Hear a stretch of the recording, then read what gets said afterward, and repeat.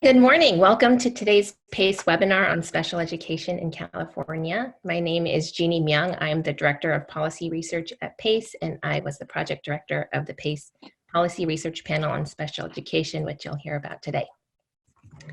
This is the second in a three-part webinar series in which you'll hear from a stellar group of researchers on special education practices and systems in our state. In the chat box, you should be able to find a link to the page on the PACE website with the 13 studies that were released last month. I'll summarize some of the high-level takeaways from the set of studies before we dig deeper into the issue of teacher capacity. In summary, we found that California has a long way to go when it comes to meeting the learning needs of kids with disabilities, who account for approximately 12% of the state's students. And though early intervention has been shown to have long-term benefits, students are not always identified for the services they need. After comparing students with similar needs for academic assistance, students of all racial ethnic subcategories are identified for special education at a lower rate in California than national averages. The inclusion of students with disabilities in general education settings is an important predictor of a range of positive outcomes, but California has one of the lowest inclusion rates in the country.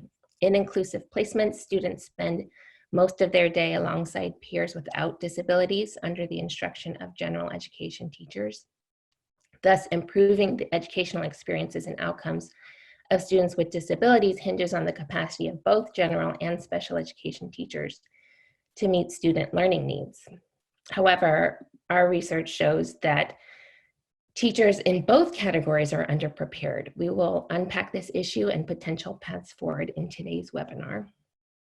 Other findings from our research include that many of the mental and physical health services that would benefit students with disabilities that are available in schools in other states are not available in California schools. The learning of students with disabilities and all students would be facilitated by the comprehensive implementation of multi-tiered systems of support, MTSS, a framework that aligns academic, behavioral, and social emotional learning in an integrated system. Effective use of evidence-based practices in the MTSS framework has the potential to provide the supports that students need when they need it.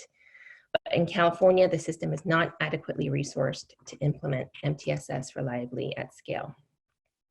And lastly, transitions into and out of special education services can be confusing and burdensome for families and students. So this is especially true of the transition between infant toddler services and preschool, as well as into, between, and out of identification categories in K-12, and also transitions to life post-school for students. A recording, slide summary, and Q&A from the webinar we had last week on this issue of transitions in special education is available on the PACE website. In terms of steps forward for California, a few key findings emerged from the set of studies. Some of these will be touched upon shortly. First, we must establish positive expectations and mindsets around inclusion of students with disabilities and their success. We must make a robust investment in the capacity of special and general education teachers and administrators to meet the needs of students with disabilities. A significant reoccurring theme across the studies is the need to systematize and communicate transparent data on services and outcomes for students with disabilities. And finally, effective service delivery and support for students with disabilities is only possible through interagency collaboration between the state's multiple child serving systems. So 4 of our authors from the PACE Policy Research Panel on Special Education will present on what it will take to develop educator capacity to meet the learning needs of students with disabilities. So I'm delighted to have with us today our panelists. We have Rachel Lambert, who is Assistant Professor in Special Education Mathematics Education at the Geverts Graduate School of Education at UC Santa Barbara, who will start us off by describing instruction that supports the learning of students with disabilities. And Rachel will be using the math classroom as the setting to discuss classroom instruction we want to see for all students. Naomi Ondrasik is Senior Researcher and Policy Advisor at the Learning Policy Institute, and she will describe the extent of the special education teacher shortage explanatory factors and potential solutions California will need to take to develop a cadre of education specialists prepared to meet the unique learning needs of students with disabilities.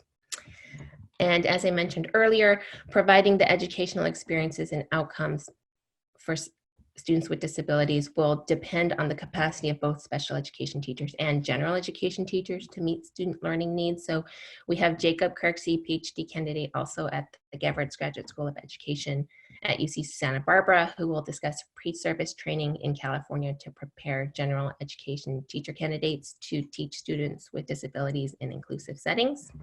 And finally, we'll have Aubin Stammer, professor in the Department of Psychiatry and Behavioral Sciences at UC Davis, to discuss effective professional development for educators to improve their practice to meet the needs of students with disabilities. So just a few logistical points before I turn it over to our authors. On your Zoom screen, you'll see a Q&A box.